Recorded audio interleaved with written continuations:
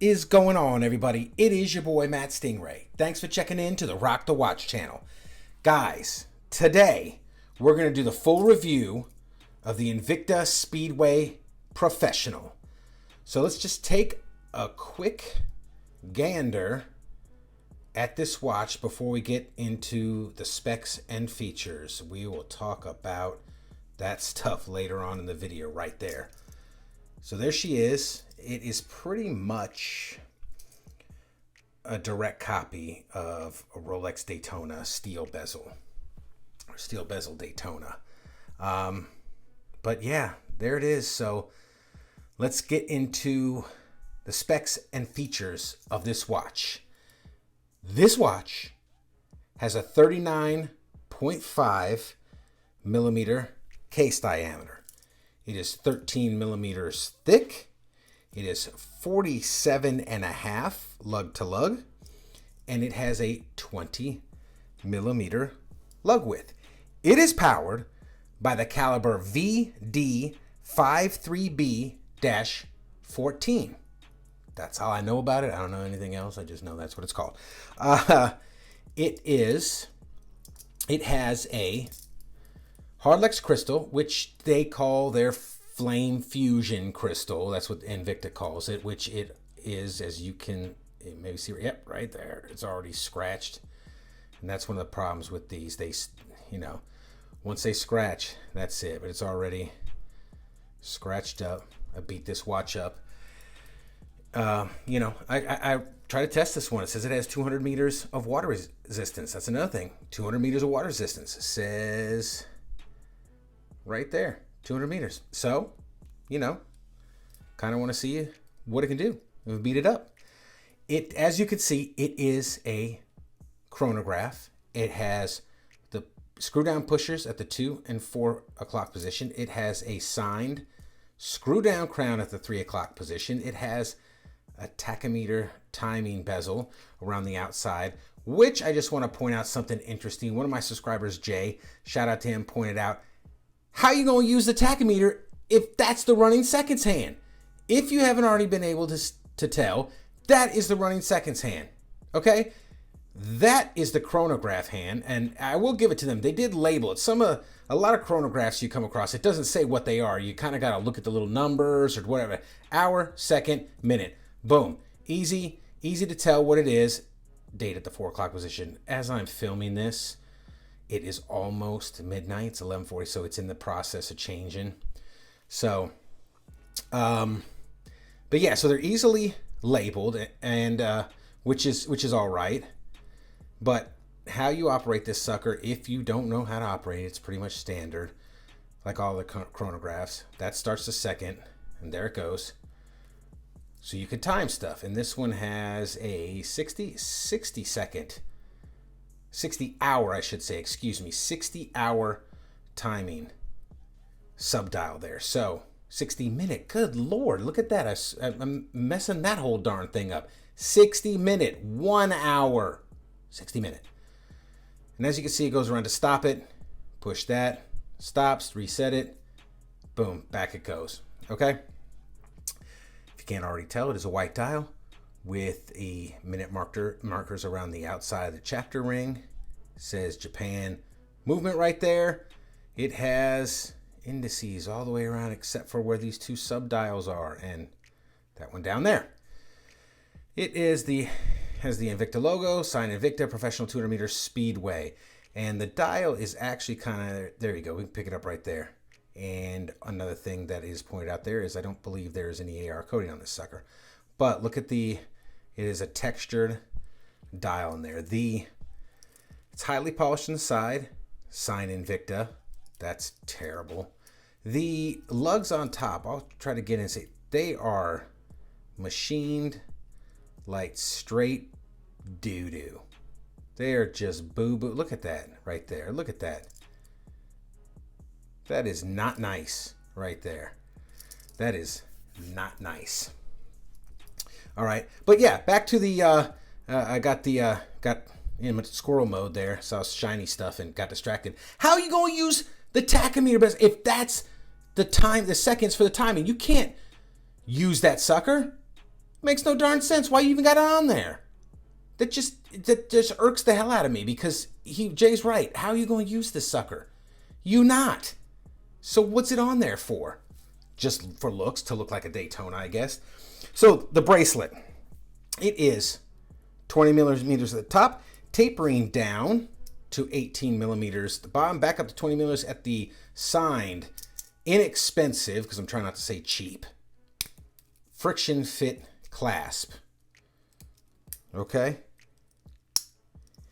It is held together by split pins. It is highly polished on the sides, and the center links are highly polished. It has, that's kind of tough. It has 4 positions micro adjustment on the clasp. It has hollow in links. The back says, I think I might have had it right the first way, INVICTA Professional, all stainless steel, 20 atmospheres, INVICTA 9211. Now, since we're down here, let's talk about something. Why on earth would you have the notches here to take the screw back, the case back off, and the little notches here like Rolexes and Tudors have? What's the point of both? I don't get what the point of both is. So, what do I think about this watch? Well, honestly, to the INVICTA haters out there, other than the rough brushing up here on top of the lugs, it's actually put together very well. They actually did a nice job polishing the center links, polishing the edge, polishing where the darn INVICTA thing is right here. They actually did a nice job doing that. The pushers operate, they unscrew and screw down. Very nice. They operate well. They, all in all, for $60, which is, by the way, what I paid for it, for I think it was $63 when I bought this watch. For that price, it's much better than the Pagani Design Daytona that I did a video on, and I'll put a link to that down below, which is a hot garbage mess, and it just falling apart all over the place, and they're essentially the same price. I believe they're within $1 of each other, and this is a much better watch. So all the INVICTA haters out there, I'm sorry. This one is much better than any of the Pagani designs that I've had my hands on, which to date is 4 of them, and I wasn't impressed with any of them. There's some major issues with the ones I had, and this just comes out to a better watch. Where it fails is the following. On their website, INVICTA says, and this is classic with INVICTA, they think all their watches are worth millions of dollars, apparently. They have the price of this watch at $229, which is not as bad as some of them. Some of them, they have them up to close to $1,000, they sell for $100. This one, they said for $229 on the website, bought it on Amazon for $63. So that's one of the problems people have with INVICTA. Another problem is, and I'm about to show you this here. This watch, okay, this particular watch says INVICTA 16 times on it. That's right. I said 16 times. It says INVICTA 16 times on this watch. Would you like to go through and see where it is signed 16 times, INVICTA 16 times on this watch? Okay, let's do it. We shall do it. We got 1. Count along with me, folks. 1 INVICTA, correct?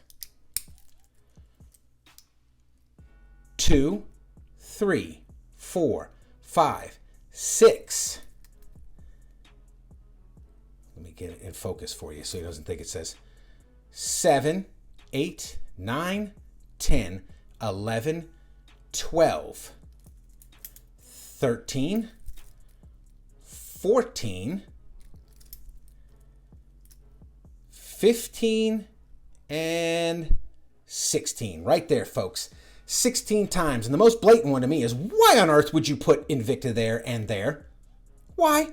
What's the point? Now, it also has Okay? It also has the Invicta logo 4 times on this sucker. 1, oops, upside down. 2, 3, and 4. Why on earth do you need to put your name all over a $60 watch? You know what would make this watch a lot better? You know the biggest complaints Invicta have? A lot of it's not fit and finish and build quality. This is an okay watch. It's an okay build quality. It does have solid links on the bracelet. It's not that bad. I've seen much worse, Vostok, much worse built watches. Okay, where they get hit on is their ridiculously, a lot of people call it ridiculously QVC pricing tactics, which are ridiculously overpriced, make you think you're getting a $600 watch, or in this case, a $229 watch for 63 bucks. Whoa, what a bargain. What a savings. No, stop that crap and take all the flipping Invictas off these watches, man. If you would have just put this symbol right there on that watch, don't even put Invicta on there. Just put the symbol, or maybe one bird symbol with the thing there, although you might be trying to look like Breitling. Take all the rest of the crap off. All of it. All of this off here, all the links, the back, all of it. So let's do a quick Lume shot on this. Folks, don't expect much, gents. It is not nice. But hey, we're gonna give it a shot. We'll see what it looks like. I'll hit it up with my UV torch right quick, and we'll see under the studio lights and the torch and see what it looks like. And it might pop a little bit, but it fades real quick. So as we're standing here, you can look at it. You can see it fading already. It is nothing to write home about. Yeah, look at that. Matter of seconds. So, I mean, did you really expect anything else? It's not, they're not known for their lume. That's one of the other issues with these Invictas. Stop lying about what these things are worth and then tell people you're selling them at a huge discount, and stop putting Invicta all over everything. I'm surprised you didn't put Slam Invicta all over each end of each lug, or put an eye on there. I mean, good Lord, it's bad enough.